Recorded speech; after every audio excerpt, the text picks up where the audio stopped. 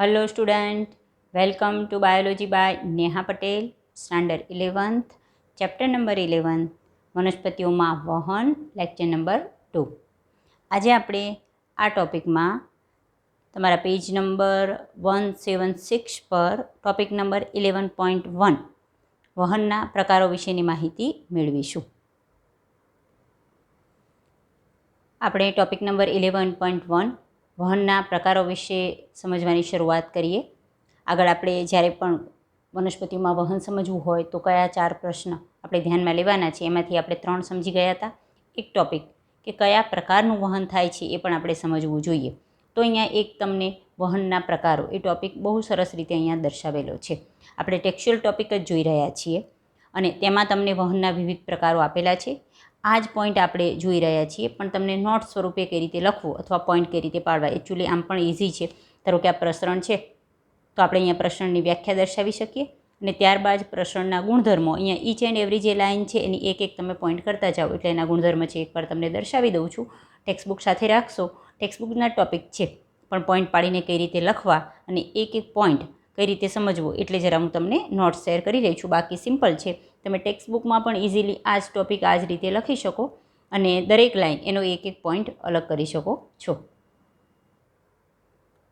ચલો, તો આપણો ટેક્સ્ચ્યુઅલ ટોપિક જે 11.1 વહનના પ્રકારો આપણે ભણી રહ્યા છીએ એમાં જોવો કે તમારો ટોપિક 11.1 છે મુખ્ય વહનના પ્રકારો, અને એમાં તમને વહનના 3 પ્રકારો વિશે માહિતી આપેલી છે.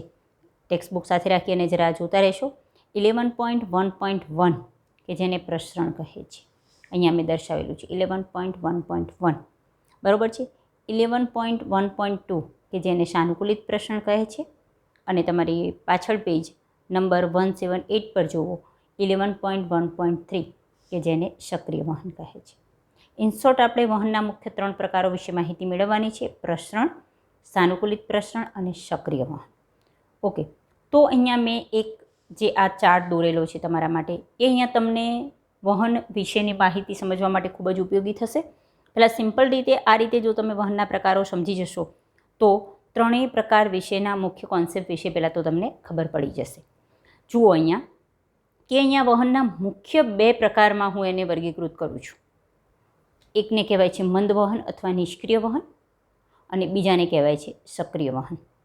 હવે જે આપણે પ્રસરણ અને સાનુકૂલિત પ્રસરણ જોઈ રહ્યા છીએ એ બંને મંદ વહન એટલે કે નિષ્ક્રિય વહનના પ્રકાર છે. બરાબર? તો પહેલાં મંદ વહન કે જેને નિષ્ક્રિય વહન કહે છે એના વિશેના 3 ગુણધર્મો જો તમે સમજી જાઓ તો સમજી શકાય કે આ જે 3 એના ગુણધર્મ છે એ પ્રસરણને અને સાનુકૂલિત પ્રસરણ બંનેને લાગુ પડે. અને પછી પ્રસરણ અને સાનુકૂલિત પ્રસરણમાં શું ડિફરન્સ છે એ સમજશું એટલે તમને પ્રસરણ વિશેની બધી જ માહિતી અને સાનુકૂલિત પ્રસરણ વિશેની બધી માહિતી મળતી જાય. બરાબર? જ્યારે ત્રીજો સક્રિય વહન છે એ અલગ જ પ્રકાર છે. એટલે જ્યારે પણ તમે સમજો તો સમજી શકાય કે પ્રસરણ અને સાનુકૂલિત પ્રસરણ શબ્દ પણ સરખા છે, એટલે એ બંનેમાં ઘણા બધા ગુણધર્મો સરખા છે. જ્યારે સક્રિય વહન છે એ આ બંને કરતાં અલગ જ અથવા વિરુદ્ધ પ્રકારનું જ વહન કહી શકાય છે. બધા શબ્દો ધ્યાન રાખો તો આપણે ઘણા બધા MCQ સોલ્વ કરી શકીએ. જ્યારે પણ આપણે મંદ વહનની વાત કરીએ છીએ તો એમાં કયા 2 પ્રકાર છે? પ્રસરણ અને સાનુકૂલિત પ્રસરણ. મંદ વહનના 3 ગુણધર્મો પહેલાં સમજી જાઓ કે જે અહીંયા એના 2 પ્રકારને પણ લાગુ પડે છે. મંદ વહન હંમેશા વધુ સાંદ્રતાથી ઓછી સાંદ્રતા તરફ થાય. એટલે તમે જે ઘટકનું વહન જોતા હોય, ધારો કે પાણીનું વહન જોતા હોય તો પાણીની વધુ સાંદ્રતાથી પાણીની ઓછી સાંદ્રતા. તમે સોડિયમનું વહન જુઓ છો તો સોડિયમની વધુ સાંદ્રતાથી સોડિયમની ઓછી સાંદ્રતા તરફ વહન થાય. વહનની દિશા હંમેશા મંદ વહનમાં વધુ સાંદ્રતાથી ઓછી સાંદ્રતા તરફ હોય. આ પ્રકારના વહનમાં શક્તિ એટલે કે ઉર્જાની જરૂર રહેતી નથી. સિમ્પલ સમજજો. વધુ પ્રમાણથી જ્યારે ઓછા પ્રમાણ તરફ જવાનું હોય, કોઈ વ્યક્તિ બોડીમાં ખૂબ જ ફેટ છે, અહીંયા કોઈ વ્યક્તિ પાતળો છે, માત્ર તમને ઉદાહરણ માટે આ સમજાવું છું. આ વ્યક્તિ ફેટ છે એનો મતલબ કે સાંદ્રતા વધુ છે, અહીંયા પાતળો છે તો એનો મતલબ કે સાંદ્રતા ઓછી છે.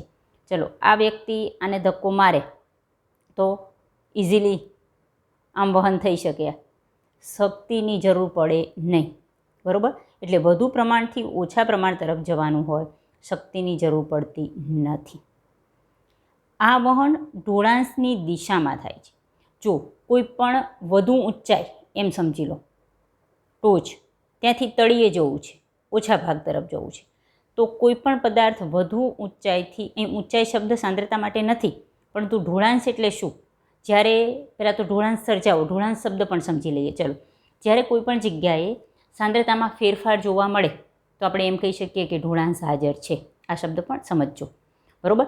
તો વધુ સાંદ્રતા એટલે ઢાળ ઉપર છે, સાંદ્રતાની દિશામાં વહન થાય છે, એટલે કે વધુથી ઓછા તરફ વહન થાય છે, એટલે એને ઢોળાંશની દિશામાં થતું વહન પણ કહે છે.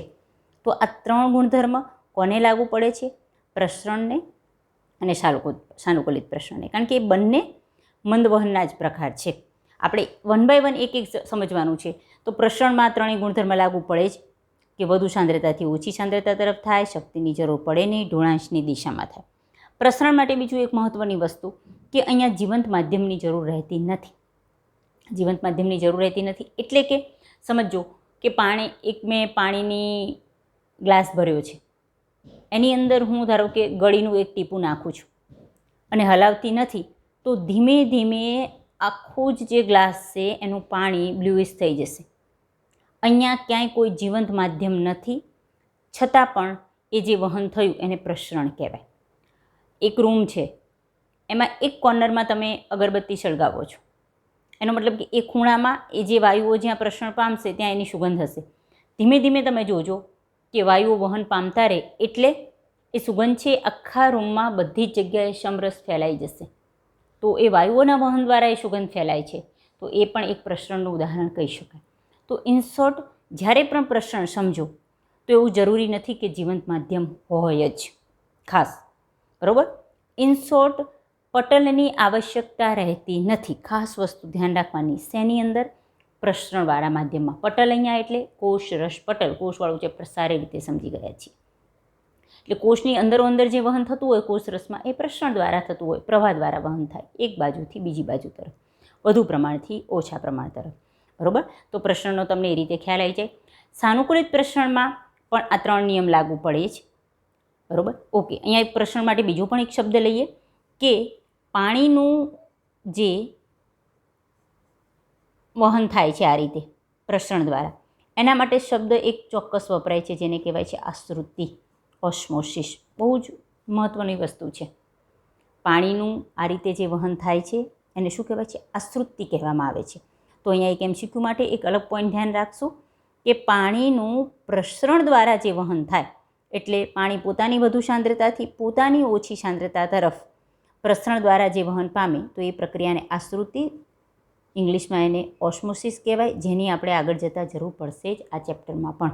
એટલે આશ્રુતિ એ પ્રસરણનું એક પ્રકાર છે. પ્રસરણને સાદું પ્રસરણ પણ કહેવાય છે, ઇંગ્લિશમાં એને ડિફ્યુઝન કહે છે, બરાબર છે. સાનુકૂલિત પ્રસરણની શું વિશેષતા છે? તો જે સાનુકૂલિત પ્રસરણ છે એમાં આ બધા નિયમો લાગુ પડે જ, પરંતુ આ પ્રસરણ માટે અનુકૂળતા કરી આપે. અનુકૂળતાની જરૂર પડે. કોની અનુકૂળતા જરૂર પડે?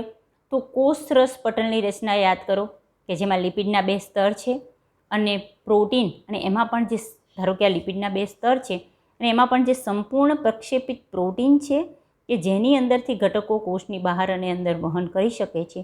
તો ઇન શોર્ટ, અહીંયા પ્રસરણ માટે કોણ સાનુકૂળતા કરી આપે છે? કોષરસ પટલમાં રહેલા પ્રોટીનના અણુ. એટલે અહીંયા પ્રોટીનના અણુને એટલે જ આપણે વહનમાં મદદરૂપ અણુ એટલે વાહક અણુ તરીકે ઓળખીએ છીએ. અહીંયા પ્રોટીનના અણુની હાજરી હોવી જરૂરી નથી. એ ડિફરન્સ છે પ્રસરણ અને સાનુકૂલિત. અહીંયા કોણ સાનુકૂળતા કરી આપે? આ પ્રોટીન, બરાબર. એટલે એને સાનુકૂલિત પ્રસરણ કહેવાય. જ્યારે સક્રિય વહન છે એ મંદ વહનથી એકદમ જ વિરુદ્ધ હોય. જુઓ, આ વધુ સાંદ્રતાથી ઓછી સાંદ્રતા તરફ થાય તો સક્રિય વહન હંમેશા ઓછી સાંદ્રતાથી વધુ સાંદ્રતા માટે કરી આપે. જ્યારે કોઈ વહન ઓછીથી વધુ સાંદ્રતા તરફ કરાવવાનું હોય તો એને શક્તિની જરૂર પડે. આ મેઇન ડિફરન્સ છે, ઉર્જાની જરૂર પડે. અહીંયા ઢોળાંશની દિશામાં થાય છે વહન, આ ઢોળાંશની વિરુદ્ધ દિશામાં થાય. ઓછાથી વધુ તરફ વહન કરાવવું છે. ચલો, ઢાળમાં તમારે ઢાળથી વિરુદ્ધ જવું છે, નીચેથી ઉપર ચડવું હોય તો શક્તિની જરૂર પડે.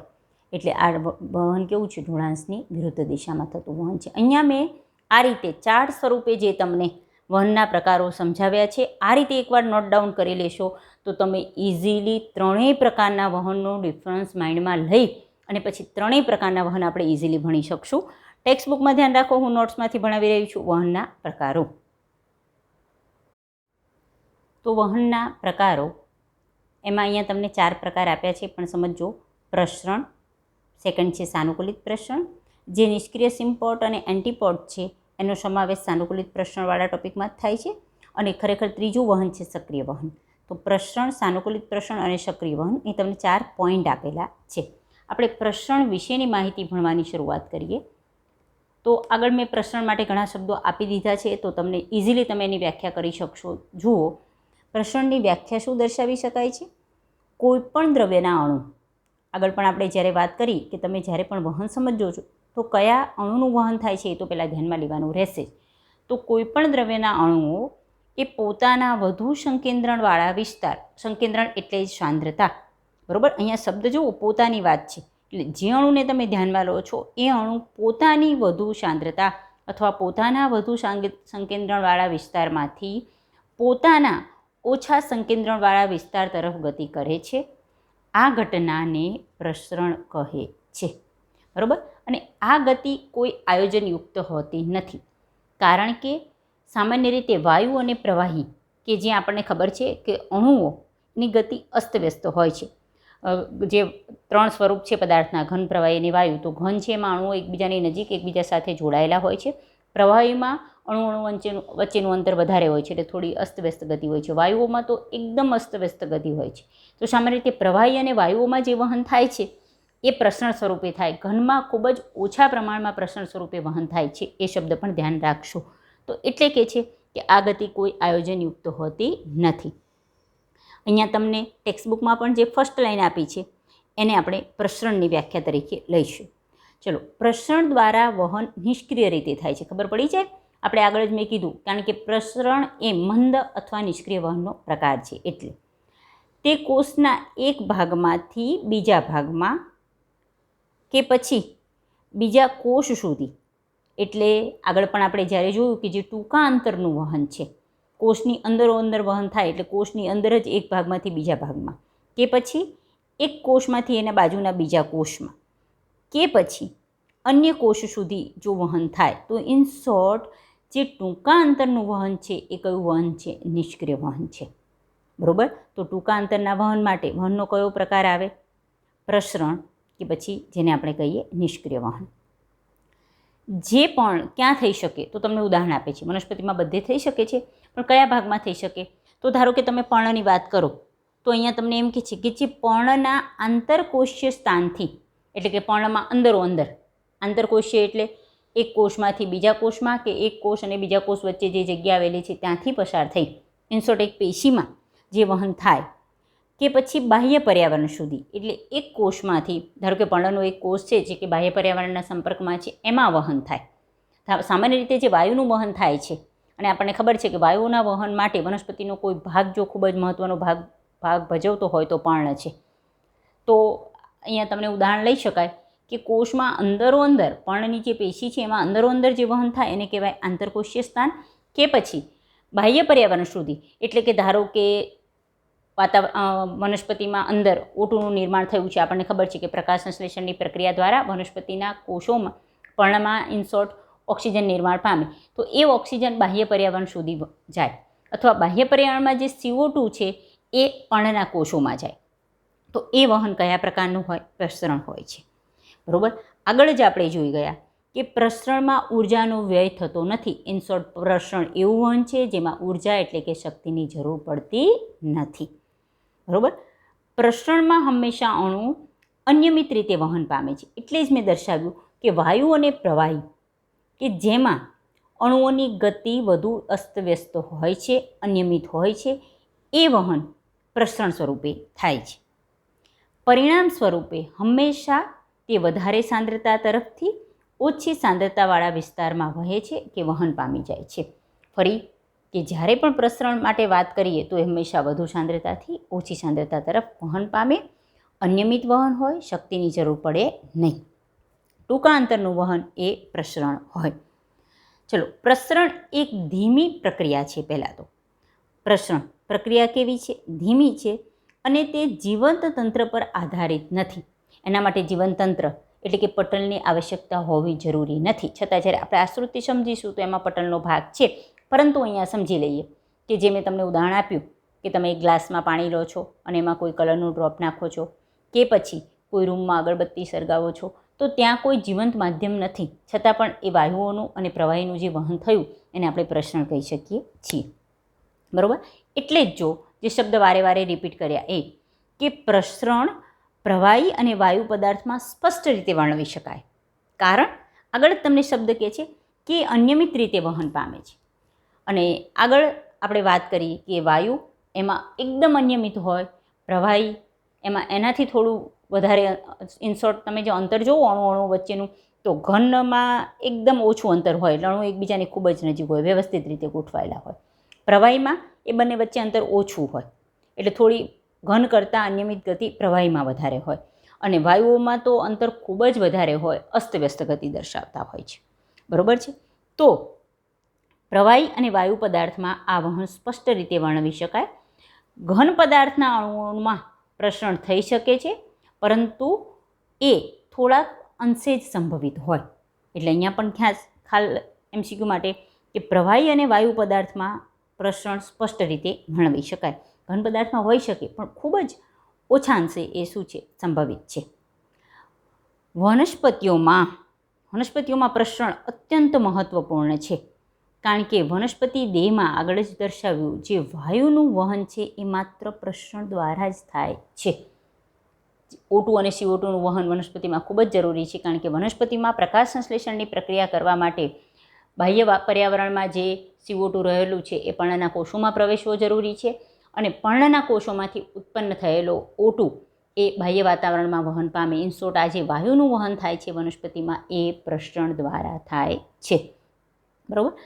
અહીંયા આટલા પોઈન્ટ પ્રસરણ માટે તમે ઈચ એન્ડ એવરી લાઇન લઈ લો તો each and every line IMP for your MCQ. દરેક શબ્દ MCQ માટે જરૂરી છે અને દરેકે દરેક લાઇન મેં તમને સારી રીતે સમજાવી દીધેલી છે. હવે લાસ્ટ પોઈન્ટ આપણો રહે છે પ્રસરણના દર પર અસર કરતા પરિબળો. ધ્યાન રાખજો MCQ માટે પણ. અહીંયા આપણે પ્રસરણ માટેના ગુણધર્મ જોયા બધા. લાસ્ટ તમારી લાઈન કહે છે પ્રસરણ દર પર અસર કરતા પરિબળો. દર એટલે શું? કેટલી ઝડપથી પ્રસરણ થશે એને આપણે પ્રસરણ દર કહીશું. તો પ્રસરણ દર પર 4 પરિબળો અસર કરે છે. MCQ માટે પણ બહુ જ IMP વસ્તુ છે આ. કયા 4 પરિબળો પ્રસરણ દર પર અસર કરે છે? તો પહેલું છે સંકેન્દ્રણ ઢાળ, ઇનશોર્ટ સાંદ્રતા ઢોળાંશ. જો અહીંયા તમને એમ કહે છે, આગળ જ આપણે કહ્યું કે વધુ સાંદ્રતાથી ઓછી સાંદ્રતા તરફ વહન થાય, પણ અહીંયા જેટલો ડિફરન્સ હોય એટલો વધારે સંકેન્દ્રણ ઢાળ કહેવાય. ધારો કે અહીંયા ખાલી એક્ઝેક્ટલી ખાલી આમ ઉદાહરણ માટે સમજી રહ્યા છીએ કે ધારો કે અહીંયા 500 અણુ છે અને 200 અણુ છે, તો એ બંને વચ્ચેનો ડિફરન્સ કેટલો થયો? 300નો. પણ જો એવું હોય કે આ બાજુ 500 હોય અને આ બાજુ 50 હોય, કઈ કન્ડિશનમાં પ્રસરણ ઝડપી થાય? તો આ કન્ડિશનમાં. સમજી શકાય? કારણ કે અહીંયા પણ વધુ સાંદ્રતાથી ઓછી જ છે, અહીંયા વધુથી ઓછી છે, પણ અહીંયા આ બંનેનો ડિફરન્સ ખૂબ ઓછું છે, ખૂબ વધારે છે, તો ઝડપી વહન થશે. તો ઝડપ એને આપણે પ્રસરણ દર કહીએ. તો એ સંકેન્દ્રણ ઢાળ પર આધાર રાખે. સમજી જાય છે? ચલો, બીજી વસ્તુ કે એ એમને ભિન્ન કરતા પટેલની પ્રવેશશીલતા પર આધાર રાખે. પટલ, કોષરસ પટલ, કોષરસ સ્તર. હવે જ્યારે પણ આગળ પણ આપણે વાત કરી કે એવું જરૂરી નથી કે જીવનતંત્ર એમના માટે જરૂરી છે જ, પરંતુ જ્યારે આપણે આશ્રુતિની વાત કરીએ અથવા જ્યારે પણ આપણે પ્રસરણ માટે વાત કરીએ છીએ તો એ બે વચ્ચે જે કોઈ કોષની અંદર ધારો કે વહન થાય છે તો એમાં પટલ આવતું નથી. પણ આગળ જ આપણે વાત કરી કે ટૂંકા અંતરનું વહન, કે જેમાં એ વહન એક કોષથી બીજા કોષ સુધી જતું હોય, અન્ય કોષ સુધી. તો જ્યારે કોઈ ઘટક અહીંયા એક કોષ એમાંથી બીજા કોષમાં જાય તો એને કોષને પોતાનું જે કોષરસ પટલ છે એ પસાર કરવું પડે. બરાબર છે? તો અહીંયા અથવા તમે આગળ વાત કરી કે જીવનતંત્રની જરૂર નથી, કે તમે પ્રયોગશાળામાં કરી રહ્યા છો અને તમે પ્રસરણ સમજી રહ્યા છો, તો ધારો કે કોઈ એક પાત્ર છે અને વચ્ચે કોઈ પટલથી બે દ્રાવણને તમે જુદા કરેલા છે, તો આ પટલ છે એની પ્રવેશશીલતા બે ઘટકને અથવા બે દ્રાવણને ભિન્ન કરનારા પટલની, આ જે પટલ છે કે જે બે દ્રાવણને અલગ પાડે છે, એની પ્રવેશશીલતા એ સંકેન્દ્રણ ઢોળાંશ પર ખૂબ જ અસર કરે છે. તો અહીંયા એક તમને પ્રવેશશીલતા એટલે શું અને એના આધારે આ એક્સ્ટ્રા પોઈન્ટ છે નીટ માટે, તમારી MCQ માટે ખાસ વસ્તુ સમજજો કે જ્યારે પણ આપણે વહન સમજીએ છીએ તો હંમેશા બે દ્રાવણ વચ્ચેનું વહન સમજતા હોઈએ છીએ. ધારો કે આ દ્રાવણ નંબર 1 છે, એને આ અલગ પાડતું પટલ છે, અને આ ધારો કે દ્રાવણ નંબર 2 છે. એકદમ સિમ્પલ વસ્તુ, આ તમને ખબર જ હોવી જોઈએ. પરંતુ અહીંયા એક પણ ટોપિક છૂટી ન જાય. આગળ પણ મેં કીધું કે આપણે દરેક વસ્તુ બેઝિક લેવલથી સ્ટાર્ટ કરીએ તો તમને બધા જ પોઈન્ટ ખબર પડે. જ્યારે દ્રાવણ કોને કહેવાય છે, તો દ્રાવણ એટલે એમાં બે વસ્તુ આવે, આપણને ખબર છે, દ્રાવક અણુ પ્લસ દ્રાવ્ય અણુ. ધારો કે હું એમ કહું કે મીઠાનું દ્રાવણ, તો એમાં પાણી એ દ્રાવક કહેવાય છે અને જે મીઠું છે એને તમે દ્રાવ્ય અણુ કહો છો, બરાબર. એ જ રીતે ખાંડનું દ્રાવણ, તો પાણી એને દ્રાવક કહીએ. ઇન શોર્ટ, જે ઘટક ઓગળે છે એને દ્રાવ્ય અણુ કહીએ છીએ અને જેમાં ઓગળે છે એને આપણે દ્રાવક કહીશું. આટલી વસ્તુ અહીંયા તમે સમજજો. અને એના સાથે આપણે આ જે બે દ્રાવણને છૂટા પાડતા જે પટલ છે એની પ્રવેશશીલતા વિશેની વાત કરવાની છે, બરાબર. સિમ્પલ દ્રાવક અને દ્રાવ્ય વિશે ખબર છે. પાણી ઉત્તમ દ્રાવક છે એ પણ આપણને ખબર છે કે સારામાં સારું દ્રાવક કોણ છે, પાણી છે, બરાબર. પરંતુ અહીંયા એક્સ્ટ્રા પોઈન્ટ તમારા નીટ માટે કરાવી રહી છું. ખાસ વસ્તુ ધ્યાન રાખજો, ટેક્સ્ટબુકમાં માત્ર એટલું જ દર્શાવી દીધેલું છે કે તેમને ભિન્ન કરતા પટેલની પ્રવેશશીલતા પર આધાર રાખે. પરંતુ આ ટોપિક વધારે ડિટેલમાં જઈ રહ્યું છું કે ભિન્ન કરતા પટલની પ્રવેશશીલતા, તો પ્રવેશશીલતા શું અને પ્રવેશશીલતાના આધારે પટલના કેટલા પ્રકાર પડે. બહુ લોંગ પોઈન્ટ છે, એક્સ્ટ્રા પોઈન્ટ છે, પણ તું સાથે જ લઈ રહી છું કારણ કે પાછળથી લઈએ તો આ વિશે તમને આઈડિયા ન આવે. બીજી વસ્તુ કહી રહી છું કે તમને એમાં કુદરતી અમુક જે પટલના ઉદાહરણો છે એ પણ આવી રહી છું અને પ્રયોગશાળામાં આવા કૃત્રિમ કયા કયા પટલ ઉપયોગ થાય એ પણ આવી રહી છું, દર્શાવી રહી છું. તો એ ટોપિક જરાક તમે જોઈ લેશો, નોટ ડાઉન પણ કરી લેશો, તો MCQ અહીંયા નીટના એક્સ્ટ્રા સોલ્વ થઈ શકે. ખાસ ધ્યાન રાખજો, નીટ માટેનો પોઈન્ટ છે ટેક્સ્ટબુકમાં આપેલો નથી. આપણે પ્રસરણ દર પર અસર કરતું બીજું પરિબળ ભણી રહ્યા છીએ. ચલો, તો મેં થોડું રફ અક્ષરમાં લખેલું છે પણ હું તમને બોલી રહી છું એટલે કદાચ તમે સમજી શકશો. જુઓ, પ્રવેશશીલતા અથવા પરમેબિલિટી એટલે શું? તો પટલની પોતાની આરપાર કોઈ દ્રવ્યની અવરજવર થવા દેવી કે નહીં તેને તે પટલની પ્રવેશશીલતા કહેવાય. કોઈ પટલ લઈ લો, એ પોતાની આરપાર કોઈ ઘટકને પ્રવેશવા દેશે કે નહીં, બરાબર છે, તેને તે પટલની શું કહેવાય? પ્રવેશશીલતા કહેવાય. હવે ખાલી પ્રવેશવા દેવું જ નહીં, પ્રવેશશીલતા એટલે ખાસ ધ્યાન રાખજો, અવરજવર થવા દેવી. એટલે કે ધારો કે અહીંયા કોઈ એક પટલ હાજર છે, બરાબર. આ પટલ પોતાની આરપાર, અહીં ધારો કે આ કોષરસ પટલ છે, ચલો આ કોષનું કોષરસ પટલ છે, તો અણુઓને અંદરથી બહાર જવા દેવા કે બહારથી અંદર પ્રવેશવા દેવા, ઇનશોર્ટ એની અવરજવર થવા દેવી કે નહીં તેને તે પટલની શું કહેવાય? પ્રવેશશીલતા કહેવાય. ચલો, એના આધારે પ્રવેશશીલતાને આધારે પટલના 4 પ્રકાર પડે છે. અહીંયા ધ્યાન રાખજો, કયા 4 પ્રકાર છે? તો અહીંયા પ્રવેશશીલ પટલ, અર્ધપ્રવેશશીલ પટલ, પસંદગીમાન પ્રવેશશીલ પટલ અને અપ્રવેશશીલ પટલ. ચારેયની વ્યાખ્યા છે, લખી લેશો, એક્સ્ટ્રા પોઈન્ટ છે, બરાબર. પ્રવેશશીલ પટલ એટલે શું? જે પટલની આરપાર, ધારો કે કોઈ એક પટલ છે, અહીંયા કોષરસ પટલ નહીં લઈએ, કેમ કે કોષરસ પટલના પોતાના એક ગુણધર્મ છે. કોઈ એક પટલ લઈ લો, ચલો, કે જે પોતાની આરપાર, અહીંયા બે દ્રાવણ હોય તો દ્રાવણમાંના દ્રાવક તેમજ દ્રાવ્ય બંનેની અવરજવર આના પોતપોતાના સંકેન્દ્રણ ઢાળ અનુસાર થઈ શકે તો તેવા પટલને પ્રવેશશીલ પટલ કહેવાય. એટલે અહીંયા પાણી પણ પોતાની વધુ સાંદ્રતાથી ઓછી સાંદ્રતા પર જઈ શકે અને એમાં દ્રાવ્ય અણુ પણ. એટલે આ બે હંમેશા પટલ, અને એને આગળ પણ વાત કર્યું કે અહીંયા કોઈ દ્રાવણ 1 છે અને કોઈ દ્રાવણ 2 છે, બરાબર. પટલને બે દ્રાવણથી છૂટા પાડીએ છીએ, આમાં એના દ્રાવક અને દ્રાવ્ય અણુ હોય, આમાં પણ દ્રાવક અને દ્રાવ્ય અણુ હોય. તો પટલની આરપાર આ જે દ્રાવણ છે એમાંના દ્રાવક અને દ્રાવ્ય બંનેની અવરજવર પોતપોતાના સંકેન્દ્રણ ઢાળ અનુસાર થઈ શકે તો તેવા પટલને આવા પટલને તો શું કહેવી શકાય? પ્રવેશશીલ પટલ કહેવાય. અર્ધપ્રવેશશીલ પટલની વ્યાખ્યા કે ફક્ત એવું પટલ કે પોતાની આરપાર દ્રાવકનું જ પ્રસરણ એ દ્રાવકના સંકેન્દ્રણ ઢાળ અનુસાર થઈ શકે, દ્રાવ્ય અણુનું નહીં. સમજો, એ માત્ર દ્રાવકનું જ પ્રસરણ કરાવે પરંતુ દ્રાવ્ય અણુનું નહીં, તો એને શું કહેવાય છે? અર્ધપ્રવેશશીલ પટલ કહે છે. અર્ધપ્રવેશશીલ પટલનું ઉદાહરણ છે કોષરસ સ્તર. ચલો, આ કોષ દોર્યો છે, તો આ કોષરસ સ્તર એ અર્ધપ્રવેશશીલ પટલનું ઉદાહરણ છે. રસધાની પટલ યાદ આવે છે? કોષવાળું રચના, વનસ્પતિ કોષ હોય તો એમાં મોટી રસધાની હોય છે. રસધાની પટલ, ઇંગ્લિશમાં જેને ટોનોપ્લાસ્ટ કહેવાય, એ પણ અર્ધપ્રવેશશીલ પટલનું ઉદાહરણ છે. બરોબર છે. દેડકાનું મૂત્રાશય એ પણ અર્ધપ્રવેશશીલ પટલ છે. જો તમે એને કૃત્રિમ પ્રયોગશાળામાં તમારે અર્ધપ્રવેશશીલ પટલ જોતા હોય તો પાર્ચમેન્ટ પેપર, સેલોફેન પેપર, બરોબર છે, એ બધા જ અર્ધપ્રવેશશીલ પટલના ઉદાહરણ છે.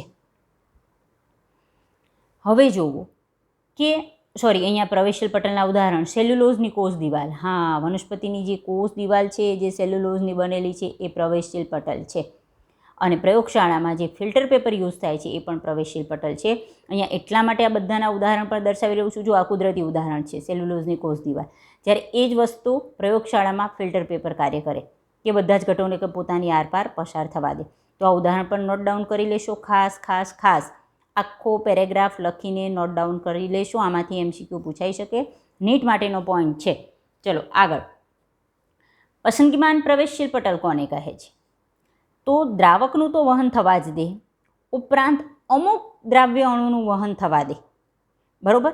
અમુકનું નહીં, પસંદગીમાન અનુસાર. જો અર્ધપ્રવેશશીલ પટલ છે એ દ્રાવકનું થવા દે છે. પસંદગીમાન પ્રવેશશીલ છે એ અર્ધપ્રવેશશીલ હોય જ, કારણ એ દ્રાવકનું થવા દે, પરંતુ બધા દ્રાવ્ય અણુનું ન થવા દે, ચોક્કસ દ્રાવ્ય અણુનું જ થવા દે પોતાની પસંદગી અનુસાર. જે તે પટલ છે તે આ અણુનું વહન એમાંથી થઈ શકે, આ અણુનું નહીં. એટલે એવાને પસંદગીમાન પ્રવેશશીલ પટલ કહેવાય. તો કોષરસ સ્તર એ પસંદગીમાન પ્રવેશશીલ પટલ છે. તો અહીંયા એમસીક્યુ માટે કે કોષરસ સ્તર અર્ધપ્રવેશશીલ અને પસંદગીમાન પ્રવેશશીલ પટલ તરીકે વર્તે છે. બરોબર છે. જે પટલમાં અંગિકાઓ છે કોષમાં આવેલી એ પણ પસંદગીમાન પ્રવેશશીલ પટલ તરીકે વર્તે છે. અપ્રવેશશીલ પટલ શબ્દ પરથી જે પટલ પોતાની આરપાર દ્રાવણમાંના દ્રાવક કે દ્રાવ્ય કોઈ અણુનું અવરજવર થવા દે નહીં, તો તેને અપ્રવેશશીલ પટલ કહેવાય. ઉદાહરણ ધ્યાન રાખજો અપ્રવેશશીલ પટલના. સુબેરિન, કાઇટિન, ક્યુટિન, લિગ્નિન આ બધા ઘટકો દ્વારા જે સ્થૂલન થયેલી કોષ દિવાલ હોય, આપણે ખબર છે કે કોષ અમુક જગ્યાએ કોષ દિવાલ છે એના પર આવા સુબેરિન, કાઇટિન, ક્યુટિન, લિગ્નિન આ બધા જૈવિક ઘટકો જ છે કે જે કોષમાં હાજર હોય છે. આવા બધા ઘટકોનું સ્થૂલન થાય જો કોષ દિવાલ પર, તો એ કોષ દિવાલ એ વહન માટે અપ્રવેશશીલ છે. પરંતુ માત્ર સેલ્યુલોઝની કોષ દિવાલ, અસ્થૂલિત સેલ્યુલોઝની કોષ દિવાલ એ પ્રવેશશીલ પટલ છે. તો અહીંયા આટલો પોઈન્ટ જરા પ્લીઝ નોટ ડાઉન કરી લો, તો ઘણા બધા એમસીક્યુ સોલ્વ કરી શકે. તો મૂળ આના આધારે સમજી શકો કે પ્રસરણ દર પર એ બે દ્રાવણને ભિન્ન કરતા પટલની પ્રવેશશીલતા પણ જવાબદાર હોઈ શકે. આ છે બીજો પોઈન્ટ કે જે પ્રસરણ દર પર અસર કરે છે. ત્રીજો પોઈન્ટ છે તાપમાન. સમજી શકાય કે જેમ તાપમાન વધે એમ અણુઓની ગતિ વધુ અનિયમિત થાય અને એમ એનો પ્રસરણ દર વધે. ફોર્થ પોઈન્ટ છે દબાણ. ચલો, આ બે ઘટક આ રીતે છૂટા પાડેલા છે. જો અહીંયા આ સાઈડ દબાણ વધારું તો અહીંયા ભલે અહીં વધુ સાંદ્રતાથી ઓછી સાંદ્રતા હોય, વહન થતું હોય, પણ જો આ બાજુ દબાણ વધારવામાં આવે તો વહન વધુ ઝડપી થાય. બરાબર? પરંતુ ધારો કે વહનની દિશામાં દબાણ આપીએ છીએ, આપણે આ બાજુ દબાણ આપીએ તો એનો મતલબ કે વહનની દિશામાં દબાણ આપીએ છીએ તો આ પ્રસરણ ઝડપી થાય. પરંતુ જો આમ દબાણ આપવામાં આવે, ઇનશોર્ટ વહન આમ થતું હોય ને આ સાઈડથી દબાણ આપવામાં આવે આમ, તો શું થાય? પ્રસરણ દર ઘટે. એટલે ધન દબાણ છે કે ઋણ દબાણ એના પર આધાર રાખે પ્રસરણ દરનો આગળ આ જરૂર પડશે. તો ઇનશોર્ટ અહીંયા પ્રસરણના દર પર 4 ઘટક અસર કરે છે: સંકેન્દ્રણ ઢાળ, એમને ભિન્ન કરતા પટલની પ્રવેશશીલતા, તાપમાન અને દબાણ. તો અહીંયા આપણે ડિફ્યુઝન, પ્રસરણ કે સાદું પ્રસરણ એના વિશેના બધા જ પોઈન્ટ અહીંયા આપણે પૂરા કરીએ છીએ. નેક્સ્ટ આપણો ટોપિક છે સાનુકૂલિત પ્રસરણ. ફેસિલિટેડ ડિફ્યુઝન એટલે શું? ચલો, તો આપણો ટોપિક નંબર 11.1.2 સાનુકૂલિત પ્રસરણ એનો ટેક્સ્ચ્યુઅલ ટોપિક જ છે. ટેક્સ્ટબુક સાથે રાખો. ઈચ એન્ડ એવરી પોઈન્ટ આપણે અહીંયા રીતે નોટ્સમાં દર્શાવ્યું એ રીતે દર્શાવતા રહીએ છીએ અને એક એક લાઈન એની સમજતા રહીએ છીએ. તમે ટેક્સ્ટબુકમાંથી ટોપિક આ રીતે પણ તૈયાર કરી શકો છો. જુઓ કે પ્રસરણની ક્રિયા માટે એક તો અહીં ઢોળાંશ સર્જાવો અત્યંત જરૂરી છે. આગળ જ કીધું કે હંમેશા પ્રસરણ વધુ સાંદ્રતાથી ઓછી સાંદ્રતા તરફ થાય. એટલે જો કોઈ એક પટલ હોય અને એની આરપાર જો બંને સરખી સાંદ્રતા ધરાવતા જો દ્રાવણ હોય તો પ્રસરણ થતું નથી. એટલે મેઇન વસ્તુ કે ઢોળાંશ હોવો જરૂરી છે. એટલે એક પ્રસરણ તો જ થઈ શકે કે એક બાજુ વધુ સાંદ્રતા હોય અને કોઈ બાજુ ઓછી સાંદ્રતા હોય તો જ, બરાબર. બંને બાજુ સરખી સાંદ્રતા ધરાવતા અણુઓ હોય તો પ્રસરણ શક્ય નથી. તો એક તો ઢોળાંશ હોવો જરૂરી છે. સેકન્ડ પોઈન્ટ, પ્રસરણનો દર. આગળ આપણે ઘણા બધા ઘટકો જોયા સાદા પ્રસરણમાં. જે બધા ઘટકો છે એના પર તો આધાર રાખે જ, પરંતુ એના સ્વરૂપ પર, બરાબર, કે પછી એના આકાર પર, અહીંયા શબ્દ ખોટો છે, આહાર નહીં, આકાર પર નિર્ભર કરે છે. સામાન્ય રીતે કદ સ્વરૂપ એટલે કે એનો કદ કે આકાર ધ્યાનમાં લો તો સમજી શકાય કે નાનો પદાર્થ હોય તો ઝડપથી વહન થઈને પ્રસરણ પામી શકે. કદ નાનું હોય તો ઝડપથી એ વહન પામી શકે અને મોટા કદના અણુ હોય તો એને વહન થવા માટે થોડી સમય લાગે. સિમ્પલ વસ્તુ છે.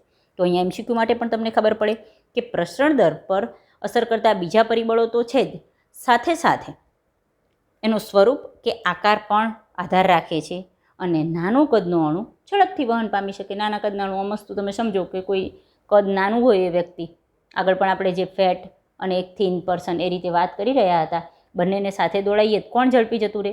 પાતળો વ્યક્તિ. સિમ્પલ. આ રીતે તમે યાદ રાખી શકો કે નાનો પદાર્થ છે ને ઝડપથી વહન થઈ શકે છે. ચલો, અહીંયા આપણે પટલની આવશ્યકતા છે જ, બરાબર. હવે જુઓ કે કોઈ પણ પદાર્થ જ્યારે પ્રસરણ એ પટલના આરપાર થતું હોય છે તો આપણને પહેલાં તો પટલ એટલે કે કોષરસ પટલની રચના ખબર હોવી જોઈએ. કોષ ચેપ્ટર બહુ સિમ્પલી જ્યારે પણ આપણે સમજ્યા છીએ અને ત્યારે મેં વાત કરેલી કે કોષરસ પટલને બહુ જ ધ્યાનમાં લેશો. આની આપણે આગળ જતાં ખૂબ જરૂર પડશે. તો કોષરસ પટલ કે જે લિપિડના 2 સ્તરનું બનેલું છે અને તેમાં વચ્ચે વચ્ચે પ્રોટીન આવેલું હોય. જરા કોષ ચેપ્ટર માઇન્ડમાં રિપીટ કરી લેશો. એટલે જ આપણે કીધું હતું કે આ ચેપ્ટર ભણતી વખતે આપણે અમુક જે વનસ્પતિની સંરચના છે એ ફરી આપણે એકવાર યાદ કરવી જોઈએ. પણ એ ફરી અહીંયા રિપીટ કરવા જઈશું તો અહીંયા સમય બગડે. એટલે તમારે જે તે ચેપ્ટરનો જે તે વિડીયો જોઈ લેવાનો, એટલે તમે ઇઝીલી એ વસ્તુ તમને યાદ આવી જાય કે લિપિડ અને પ્રોટીનનું બનેલું છે. મહત્તમ પાર્ટ લિપિડના 2 સ્તરનો છે. તો જે અણુઓ લિપિડમાં દ્રાવ્ય હોય એ ઇઝીલી કોષની આરપાર પસાર થઈ શકે. સિમ્પલ, સમજી શકાય. પરંતુ પાણીમાં દ્રાવ્ય અણુ જેને જલાનુરાગી પ્રકૃતિ ધરાવતા જે અણુઓ છે એને પટલમાંથી પસાર થવા માટે મુશ્કેલી સર્જાય. કારણ કે લિપિડના સ્તરમાંથી જલાનુરાગી ઘટકો પસાર થઈ શકતા નથી. જલાનુરાગી શું ઘટકો છે એ પણ તમે મારા કોષવાળા વિડીયોમાં જઈને જોઈ શકો છો, બરાબર છે. જુઓ કે પદાર્થ જલાનુરાગી હોય તો તે પટલના માધ્યમમાંથી એને પસાર થવું મુશ્કેલી સર્જાય. કેમ? કારણ કે જે લિપિડના 2 સ્તર છે તો આ લિપિડના સ્તરમાંથી લિપિડ દ્રાવ્ય અણુ ઇઝીલી પસાર થઈ શકે. જો કોઈ પણ પદાર્થનું પ્રસરણ પટલનો જે મુખ્ય પદાર્થ છે એ લિપિડની દ્રાવ્યતા પર આધાર રાખે. ઇન શોર્ટ, લિપિડમાં ભળી જનાર પદાર્થ અથવા લિપિડ દ્રાવ્ય પદાર્થ છે એ પટલના માધ્યમમાંથી એટલે ઝડપથી અહીં પસાર થઈ શકે. પરંતુ જે પદાર્થની પ્રકૃતિ જલાનુરાગી છે, હવે જલાનુરાગી પ્રકૃતિ ધરાવતો પદાર્થ આ લિપિડમાંથી પસાર થઈ શકતો નથી. પરંતુ આપણને ખબર છે કે પટલમાં ઠેર ઠેર પ્રોટીન આવેલા છે અને એવા પ્રોટીનના અણુ કે જે પટલમાં સંપૂર્ણ પ્રક્ષેપિત પ્રોટીન છે એમાંથી જ આ જલાનુરાગી ઘટક પસાર થઈ શકે. તો તેને પટલના માધ્યમમાંથી આરપાર મુશ્કેલીથી પસાર થાય અને એને આ પસાર થવા માટે કંઈક અનુકૂળતા કરી આપો તો જ એ પસાર થઈ શકે. અને આ અનુકૂળતા એના માટેની, એને વહન માટેની, પ્રસરણ માટેની સાનુકૂળતા કોણ પૂરી પાડું છે?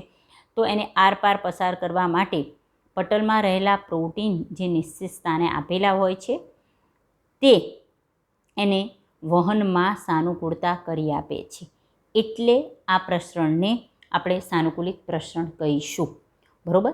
હવે મદદરૂપ આપણે એમ કીધું કે પ્રસરણ માટે ઢોળાંશ જોઈએ, તો પ્રોટીન કંઈ ઢોળાંશ નથી સર્જી આપતા. ઢોળાંશ ઓલરેડી હોવો જોઈએ.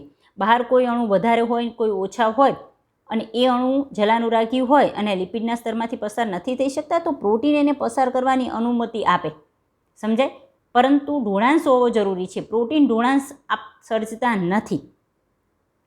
પ્રોટીન છે એ ઢોળાંશ સર્જતા નથી, પરંતુ અગાઉથી જો ઢોળાંશ હાજર હોય તો પ્રોટીન એને એ ઢોળાંશ અનુસાર ઘટકને પસાર થવાની અનુમતિ આપે. કોઈ અણુ અહીં વધારે છે ને અહીં ઓછા છે, તો પ્રોટીન છે એ અણુને અહીં અંદરથી બહાર જવાની અનુમતિ આપે, એમાંથી એ પસાર થઈ શકે. બરાબર. કારણ કે જલાનુરાગી અણુ આ લિપિડમાંથી પસાર થઈ શકતા નથી.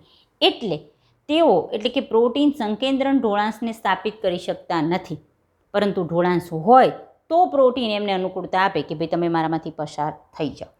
તો અહીં કોણ સાનુકૂળતા કરી આપે છે? પ્રોટીનના અણુ. એટલે પ્રોટીનનો જે અણુ છે એના માટે શબ્દ વાહક અણુ તરીકે વપરાય છે. કોઈ જગ્યાએ વાહક અણુ શબ્દ જ્યાં જ્યાં આગળ આવશે એ કોની વાત કરે છે?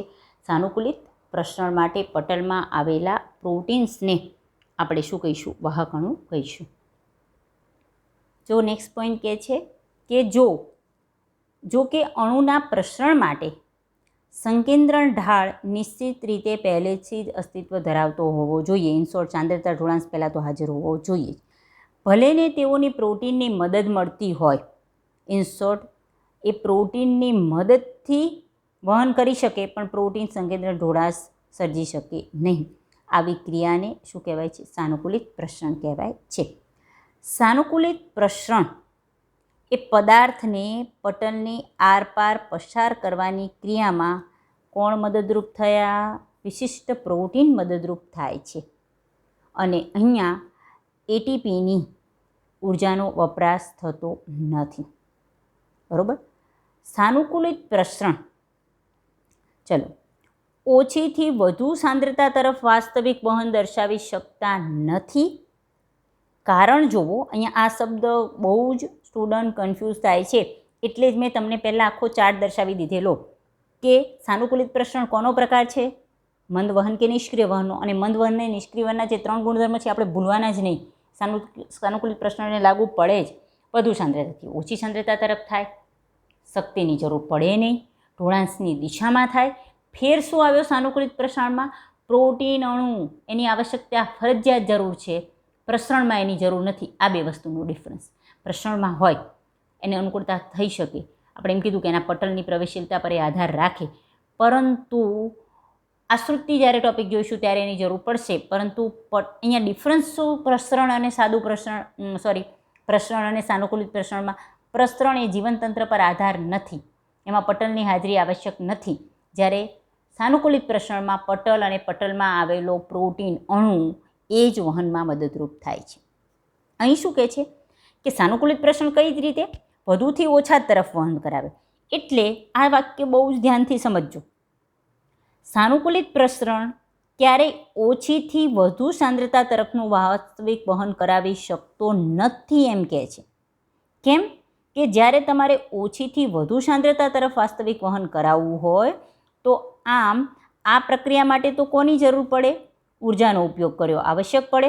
અને અહીં આપણી ક્રિયા કે જેમાં ઉર્જાનો ઉપયોગ થતો જ નથી, એટલે સાનુકૂલિત પ્રસરણ ઓછીથી વધુ સાંદ્રતા તરફ વહન કરાવી શકતા નથી. ઘણા ખાલી આ વાક્ય વાંચે અને પછી એમ કે મેડમ અહીંયા તો એમ આપ્યું છે કે અહીંયા એટીપીની ઉર્જાનો વપરાશ થતો નથી, અને અહીંયા તો એમ કહે છે કે અહીં ઉર્જાનો ઉપયોગ આવશ્યક બને છે.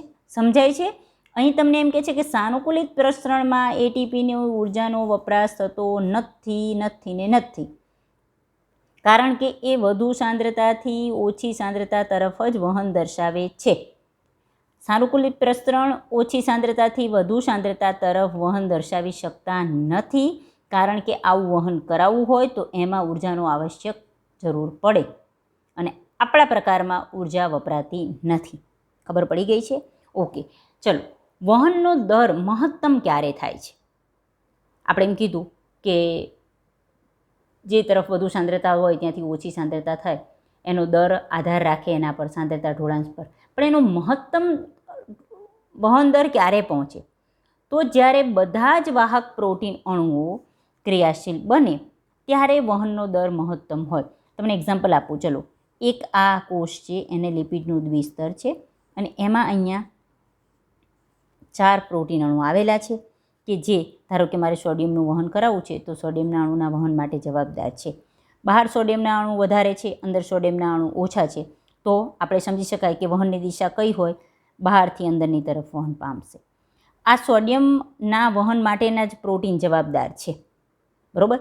તો અહીંયા આ બે જો પ્રવેશ કરાવે તો સોડિયમ એમાંથી પસાર તો થઈ શકે, પણ મહત્તમ પ્રવેશ ક્યારે થઈ શકે? મહત્તમ આપણી જોડે કેટલા પ્રોટીન છે, વાહક પ્રોટીન સોડિયમ માટેના 4. તો એ 4 જ્યારે ક્રિયાશીલ થઈ જાય અને પોતાનું કામ ચાલુ કરી દે તો ત્યારે વહનનો દર કેવો હોય? મહત્તમ હોય. સિમ્પલ વસ્તુ સમજો કે એક રૂમ છે, ચલો, એને 2 ગેટ છે. એક ગેટ મેં બંધ રાખ્યો છે, બહાર લોકો બહુ જ વધારે છે, બધાને અંદર જવું છે. એક ગેટ બંધ રાખ્યો છે, થાય શું? લોકો બહારથી અંદર જઈ તો શકે, પરંતુ મહત્તમ ક્રિયા આપણે ઝડપી, સૌથી વધુ ઝડપી ક્યારે આપણે, એમ કે આટલા મેક્સિમમ આપણે ઝડપથી ક્યારે કામ કરાવી શકીએ કે આપણે જેટલા દરવાજા છે બધા ખોલી નાખીએ, 2 દરવાજા ખોલી નાખીએ તો બધા લોકો ઝડપથી બહારથી અંદર જઈ શકે. અને મહત્તમ આનાથી વધારે આપણી કેપેસિટી નથી, 2 દરવાજા હતા, 2 ખોલી નાખીએ. સમજાય છે? તો આનાથી વધારે ઝડપી આપણે કહીએ તો મહત્તમ દર ક્યારે પહોંચ્યો? કે જ્યારે બધા જ વાહક પ્રોટીન અણુઓ શું બની જાય? ક્રિયાશીલ બની જાય, બરાબર. સાનુકૂલિત પ્રસરણ એ ખૂબ જ વિશિષ્ટ પ્રકારનું છે અને તે કોષોને પદાર્થો મેળવવા માટે પસંદગીની તક આપે છે. બહુ મહત્ત્વનું. આ વસ્તુ સાદા પ્રસરણમાં નથી હોતી. સાદા પ્રસરણમાં જે પણ અણુ હોય, બહારથી અંદર, અંદરથી બહાર, સાંદ્રતા ઢોળાંશ અનુસાર વહન પામી શકે, પણ અહીંયા એ પસંદગીની તક આપે. રીઝન એના માટે ખાસ સમજજો. આ પ્રોટીન અણુ ખાલી આટલું સમજી ગયા હતા, બહુ વિશિષ્ટ છે, બહુ ગુણધર્મ ધરાવે છે આ પ્રોટીન અણુ. રીઝન કે અહીંયા હું એમ કહું એક્ઝામ્પલ માટે કે ચલો 1 2 3 4 5 6 પ્રોટીનના અણુ છે, પરંતુ દરેક પ્રોટીન અણુ પોતાના કાર્ય માટે ચોક્કસ હોય છે. ધારો કે મેં હમણાં દર્શાવ્યું કે આ 4 સોડિયમ માટેના વહન માર્ગ છે, તો એ સોડિયમનું જ વહન કરાવશે. હવે આ 2 દરવાજા ખુલ્લા હશે તો પણ એ સોડિયમનું વહન નહીં કરાવે, કારણ કે સોડિયમ માટેના વહન માર્ગ નથી. વિશિષ્ટ હોય છે દરેક પ્રોટીન, પોતાનામાંથી કોઈ ચોક્કસ અણુને જ પસાર થવા દે, બરાબર છે. એટલે પસંદગીની તક આપે, પોતે ચોક્કસ અણુને જ પોતાનામાંથી શું કરે? પસાર થવા દે. આ બહુ જ મહત્ત્વનો પોઈન્ટ છે, બરાબર. સાનુકૂલિત પ્રસરણની વિશિષ્ટતા સમજવી ખૂબ જ જરૂરી છે. ખબર પડી આ પોઈન્ટ? દરેકે દરેક શબ્દ ખાસ સમજજો. ફરી આવું એક્ઝામ્પલ લઈએ. ચલો, આ એક રૂમ છે આપણી જોડે, બરાબર. 3 ગેટ છે આપણી જોડે. એક ગેટ છે એમાંથી હું એમ કહું કે આમાંથી બોયઝને પસાર થવાનું છે. 2 ગેટ છે કે જેમાંથી ગર્લ્સને પસાર થવાનું છે. સમજજો.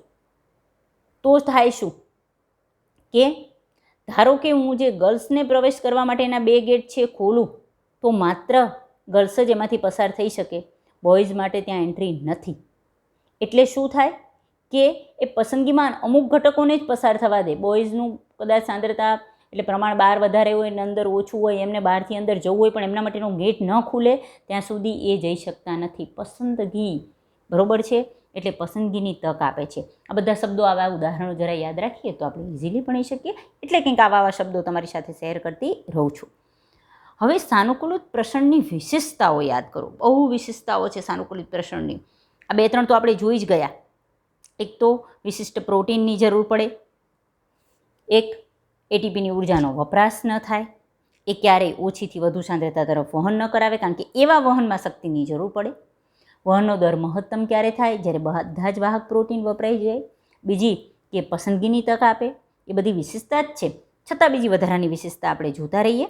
શું કહે છે કે સાનુકૂલિત પ્રસરણમાં પ્રોટીનની પાર્શ્વ શૃંખલા સાથે પ્રતિક્રિયા કરતા અવરોધકો પ્રત્યે તે સંવેદનશીલ છે. ભાઈ, આટલું બધું અઘરું વાક્ય આપણે સમજવું નથી, સહેલા શબ્દોમાં સમજવું છે. ચલો, સહેલા શબ્દોમાં સમજાવી દઈએ. આ લિપિડના 2 સ્તર છે, બરાબર છે. આ અહીંયા આ પ્રોટીન આવેલો છે. ચલો, કોઈ અણુને બહારથી અંદર પ્રવેશ કરાવવો છે, કારણ કે અહીંયા જે તે અણુની વધુ સાંદ્રતા છે, એની ઓછી સાંદ્રતા છે, અને પાછો આ પ્રોટીન એ અણુને પોતાનામાંથી એના માટે પસંદગીમાન પણ છે, એને પસાર પણ થવા દે છે. પરંતુ અહીંયા ખાસ કે બીજી પણ એક પ્રોટીનની વિશેષતા છે કે આ પ્રોટીન છે એને અહીં પસાર કેવી રીતે કરવા દે, તો અહીંયા એમાં રસ્તો હોય વચ્ચે, આ ચેનલ કે જેમાંથી આ પ્રોટીન પસાર થાય, પાર્શ્વ શૃંખલા બાજુમાં અહીંયા ને અહીંયા બે જગ્યાએ, બરાબર. તો હવે અહીંયા મારે સોડિયમને પસાર કરવો છે, પરંતુ અહીંયા જે વચ્ચે શૃંખલા પસાર થાય છે, જુઓ કે અહીંયા આની પાર્શ્વ બાજુ છે, બરાબર. અમુકમાં આવી ખુલ્લી ચેનલો પણ હોય છે, એ વિશેષતા છે. ઘણી બધી વિશેષતા છે ભાઈ પ્રોટીનની. અમુક એવી છે કે આવી ખુલ્લી ચેનલ એટલે કે રસ્તો ધરાવે કે એમાંથી ઘટકો આર પાર પસાર થઈ શકે. ઘણીવાર આ ચેનલો હંમેશા ખુલ્લી જ રહેતી હોય. અમુક પ્રોટીન હોય એમાં નિયંત્રિત હોય, આવી રીતે ખુલ્લી ન હોય, તો એમાં પ્રોટીન છે એને અલગ રીતે વહન પામવું જોઈએ, એ જોઈએ. ચલો અત્યારે એવું સમજ્યા કે આ પ્રોટીન છે અને એને અહીંયા પસાર થવા માટેનો વચ્ચે રસ્તો છે આ સોડિયમ અણુને, અને આ રસ્તો ખુલ્લો છે. પરંતુ આ એની પાર્શ્વ શૃંખલા એટલે આ બાજુ કારણ કે સોડિયમ જો અહીંયા વધારે હોય તો એને અહીંથી આ ગેટ છે ને એન્ટ્રીનો, એનો એન્ટ્રીનો ગેટ છે. સોડિયમને અહીંથી એન્ટર થવું હોય તો પહેલાં રસ્તા અહીંયા આ ગેટ ખુલ્લો, અહીંથી આમ જાય. અહીંથી સોડિયમને આ બાજુ આવવું હોય તો આ એનો ગેટ અહીં એન્ટ્રન્સ એ આ રસ્તામાંથી, બરાબર, ચેનલ જેવું અહીંથી આ પ્રવેશીને અહીંયા આવે. હવે ધારો કે આ પાર્શ્વ શૃંખલામાંથી બે બાજુ સોડિયમના બદલે કોઈ એક બીજો અણુ છે ભાઈ, જેને આપણે અવરોધક કહીએ, એ આવીને અહીંયા ગોઠવાઈ ગયો, તો શું થાય? સાંદ્રતા ઢોળાંશ પણ છે, એના વહન માટેનું પ્રોટીન પણ હાજર છે, આ ચેનલ પણ છે, રસ્તો પણ છે, બરાબર. આ સોડિયમના વહન માટેનું જ પ્રોટીન છે, બધી અનુકૂળતા છે. પરંતુ એની પાર્શ્વ બાજુ એટલે આ પાર્શ્વ એટલે કે સાઈડમાં આવેલી આ બાજુ, એના પ્રત્યે બીજો કોઈ ઘટક આવીને અહીંયા જોડાઈ ગયો. આપણો જે ગેટ છે, રસ્તો છે ગુફામાં પ્રવેશવાનો, ત્યાં કોઈક પથ્થર આવી ગયો, અવરોધક આવી ગયો, બરાબર. તો પ્રોટીનની આ પાર્શ્વ શૃંખલા સાથે આ અવરોધકે પ્રતિક્રિયા કરી એટલે અવરોધક આવીને ગોઠવાઈ ગયો. તો શું થયું કે વહન એના માટે સંવેદનશીલ છે, એટલે તો હવે આ સોડિયમ અહીંથી વહન પામી શકે નહીં. તો બધા જ ઘટક હાજર હોવા છતાં આપણા વહનની ક્રિયા પર એની અસર જોવા મળે. તો વહન કોનાથી સંવેદનશીલ છે, કોનાથી ઇફેક્ટ થયું કે કોઈ પ્રોટીનની પાર્શ્વ શૃંખલા સાથે પ્રતિક્રિયા કરતો જો અવરોધક હાજર હોય તો એના પ્રત્યે આ વહન સંવેદનશીલ છે. શબ્દ સારી રીતે સમજાઈ ગયો છે, બહુ સારી રીતે સમજો આ શબ્દ.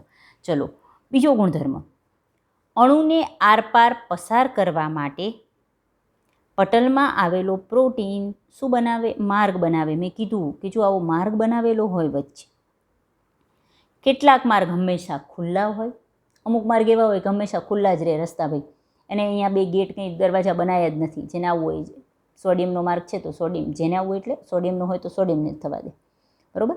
જ્યારે કેટલાક માર્ગ નિયંત્રિત હોય, એટલે અહીં રસ્તો હોય પણ અહીંયા ભાઈ નિયંત્રણ આવેલું હોય વચ્ચે, કે એ રસ્તામાંથી પોતાને પસાર થવા દેવા માટે કંઈક માહિતી એના માટે જરૂરી હોય. તો કેટલાક માર્ગ ખુલ્લા હોય, કેટલાક નિયંત્રિત હોય. કેટલાક માર્ગ મોટા હોય, ચલો કોઈક રસ્તો ખૂબ જ પહોળો છે, મોટા મોટા અણુ પોતાનામાંથી પસાર થવા દે, સમજાય છે? સાઇઝ પર આધાર રહે. ચલો મોટો માર્ગ હોય તેમાંથી તો નાના અણુઓ તો પસાર થઈ જાય, પણ ધારો કે આ નાનો આ માર્ગ છે આટલો છે અને મારે આવડો મોટો અણુ પસાર કરાવવો છે, તો થાય શું કે અહીં માર્ગ છે પણ આ અણુ અહીંથી પસાર થઈ શકતો નથી.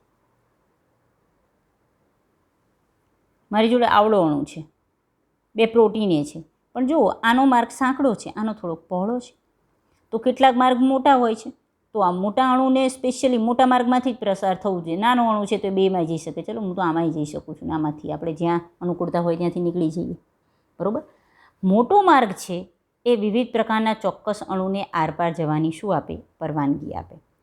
તો ઉદાહરણ લઈએ, એવો પ્રોટીન છે કે જેને પોરિન્સ કહેવાય છે. એમસીક્યુ માટે બહુ એમપી છે, ઘણીવાર નીટમાં પણ પૂછાયેલો છે. કયો પ્રોટીન? સોરી, ન દેખાતું હોય તો સોરી.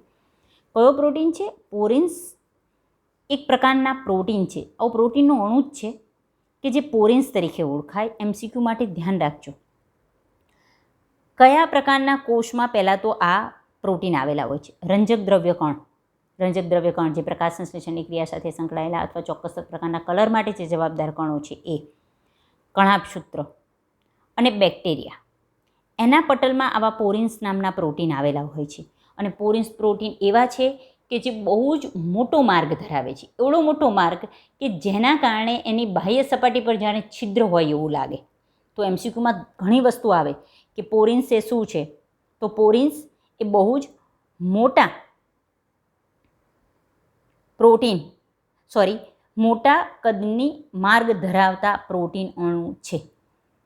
MCQમાં બીજી પણ વસ્તુ આવી શકે કે પોરિન્સ પ્રોટીન કયા પ્રકારના કોષોમાં હાજર હોય છે, તો રંજક દ્રવ્ય કણોમાં, પછી કણાભસૂત્રમાં અને બેક્ટેરિયા એમાં હાજર હોય છે.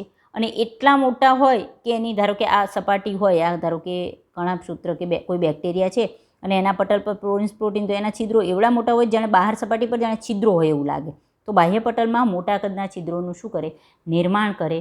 એ એવડા મોટા હોય કે એના પટલમાંથી નાના કદના પ્રોટીન પોતે પસાર થઈ જાય. કોઈ પ્રોટીનને પસાર થવું હોય તો આખો પ્રોટીન આ પ્રોટીનના છિદ્રમાંથી પસાર થઈ જાય. પોરિન્સ એવડો મોટો પ્રોટીન છે, એનું મોટું છિદ્ર હોય કે એમાંથી કોઈ નાના કદનું પ્રોટીન પોતે પસાર થઈ શકે એવડા મોટા અણુને પસાર કરે છે. તો પોરિન્સ શબ્દ અહીંયા આપણે ખાસ યાદ રાખીશું. ચલો, બાહ્ય કોષીય અણુનું વહન પ્રોટીન પર આધારિત છે. હવે કોઈ અણુ બહારની બાજુ છે, કોષની બહારનો અણુ, તો એ પ્રોટીન પર આધારિત રાખે. કેમ? કોઈ અણુ બહાર છે ને એને આપણે કોષની અંદર લાવવો છે, તો ભાઈ એના માટેનો માર્ગ હોય તો ઇઝીલી પસાર થઈ જાય છે. પણ અમુક વાર એવું થાય છે કે એવો માર્ગ હાજર હોતો નથી, તો એને પ્રોટીન કઈ રીતે મદદ કરે? તો વહન પ્રોટીન સાથે જે બાહ્યકોષીય અણુ છે એ જે વહન પ્રોટીન એટલે કે વાહક પ્રોટીનની વાત કરે છે, એની સાથે ભળી જાય અને પછી કોષને અંદર મુક્ત કરે. બરાબર? ઉદાહરણ તરીકે તમને એમ કહે છે, કઈ રીતે આ વસ્તુ સમજાવું છું તમને, પરંતુ અહીંયા તમને જલમાર્ગ કે જેને એક્વાપોરિન્સ કહેવાય છે, જલમાર્ગ કે જેને શું કહેવાય છે, એક્વાપોરિન્સ, કે જે 8 પ્રકારના, એક્વા એટલે જલ, બરાબર, કે જે એવા છે મોટા પોરિન્સ કે જે પોતાનામાંથી મોટા કદના પ્રોટીન અણુઓને પણ શું કરવા દે છે, પસાર થવા દે છે. ચલો, એક્વાપોરિન્સ છતાં તમને અહીંયા સમજાવું છું. જુઓ, આપણે વહન જોઈએ. આ તમને સાનુકૂલિત વહન માટેની બહુ સરસ એક ફિગર આપેલી છે. ફિગર સમજો. ટેક્સ્ટબુકમાં પણ તમને પેજ નંબર 177 પર આ ફિગર છે જ, કે આ લિપિડના 2 સ્તર છે. આ લિપિડનું એક અણુ છે, ખબર છે આપણે, શીર્ષ અને એની પૂંછડી. શીર્ષ અને પૂંછડી સારી રીતે મેં કોષવાળા ચેપ્ટરમાં, કોષ રસ પટલ એકવાર જરા સમજી જ લેજો. જો આ વસ્તુ ન ખબર પડતી હોય તો બહુ હું ટાઈમ વેસ્ટ નથી કરતી. કોષવાળું ચેપ્ટર જે છે, કોષ રચના, એમાં કોષ રસ પટલ રચનાવાળો જે પણ તમારો લેક્ચર હોય એ ખોલી અને એકવાર સાંભળી લેશો મને, તો તમને સારી રીતે ખબર પડી જશે. એમાં મેં લિપિડનો એક અણુ પણ સમજાયેલું છે, 2 અણુ કઈ રીતે ગોઠવાય એ પણ સમજાવ્યું છે. ઇન્સોર્ટ આ લિપિડનો એક અણુ છે. આ એક સ્તર કહેવાય લિપિડનું, આ બીજું સ્તર છે. લિપિડના 2 સ્તર છે, બરાબર. આ કોષની બહારની બાજુ છે, આ કોષની અંદરની બાજુ છે. સમજો, આ કોષની ધારો કે બહારની બાજુ છે, આ કોષની અંદરની બાજુ છે. આખું પટલ છે, આ લિપિડ છે. બહારની બાજુથી અંદરની બાજુ કોષને પ્રવેશવા માટે આવું પણ થઈ શકે કે ઇઝીલી આ અણુ આમાંથી પસાર થઈ જાય, બરાબર. અથવા ઘણીવાર અણુને પસાર કરવા માટે, ધારો કે આ કોષની બહારની બાજુ છે, બીજું ઉદાહરણ આપ્યું, આ કોષની અંદરની બાજુ છે. અહીંયા બહારની બાજુ આ રીતે ધારો કે ભાગ આવેલો છે, તો આ અણુ આની સાથે જોડાય અને પછી આ ઘૂમે, ફરી જાય. આ ફરે, જોવો, એટલે આ રીતે વહન. ઓકે, આ 2 ફિગર એ રીતે જ સમજો તો તમને સમજાવે. અહીંયા ડાયરેક્ટ પસાર થતો દર્શાવ્યો છે, પણ એ રીતે નહીં, એ રીતે તમને ફિગર સમજાવું છું. આ કે અહીંયા અણુ આની સાથે જોઈન્ટ થયો, આ જોઈન્ટ થયો પછી આ અણુ આખો આમ ઘૂમી જાય, આમ ફરી જાય, ઊંધો. આ ફરી જાય એટલે આ પાર્ટ અહીંયા આવી ગયો, આ પાર્ટ બહાર આવી ગયો, તો આ અણુ અહીંયા આવી ગયો અને પછી અણુને અહીંયા જ્યાં પણ જરૂર હોય ત્યાં મુક્ત કરી શકે, બરાબર. ઘૂમીને મુક્ત કરે છે ટૂંકમાં, ચોક્કસ જગ્યાએ. અહીંયા આગળ જે ભળી જાય અને પછી કોષના અંદર મુક્ત કરે છે, જે આ વાક્ય આપ્યું છે એની વાત છે. અને અહીંયા ખાસ બીજું ઉદાહરણ તમે રાખ્યું, ઉદાહરણ તરીકે જલમાર્ગ. જલમાર્ગ શું છે? તો એ જલમાર્ગ એટલે એવા ઘટકો જે જલીય અણુઓ અથવા જે જલાનુરાગી અણુને પોતાનામાંથી પસાર થવા દે, એટલે એને જલમાર્ગ કહે છે. અને એવા કેટલા પોરિન્સ, પ્રોટીન, એક્વા એટલે કે જલ, પોરિન્સ એટલે મોટા છિદ્રો કે જેમાંથી આવા જલાનુરાગી ઘટકોને પોતાનામાંથી પસાર થવા દે, એ કેટલા પ્રકારના છે? 8 પ્રકારના છે, બરાબર. તો અહીંયા આપણે એક બીજો પણ પોઈન્ટ સમજી ગયા, સાનુકૂલિત પ્રસરણવાળો. હજુ આપણે સાનુકૂલિત પ્રસરણમાં એક પોઈન્ટ, નિષ્ક્રિય સિમ્પોર્ટ અને એન્ટીપોર્ટ શું છે એ સમજવાનું બાકી છે, અને સક્રિય વહન પણ બાકી છે. પરંતુ અત્યારે આજના લેક્ચરમાં પહેલાં આટલું આપણે સમજી લઈએ. નેક્સ્ટ લેક્ચરમાં આપણે એના વિશેની માહિતી મેળવી જઈશું. પહેલાં આટલા ખાસ ઘણા બધા MCQ નીકળી શકે છે ભાઈ આમાંથી. બધા જ પોઈન્ટ સારી રીતે સમજો. 1 by 1 આખો ટોપિક આપણે સારી રીતે ક્લિયર કરીશું. આજનો લેક્ચર અહીંયા પૂરો કરીએ. જય હિન્દ.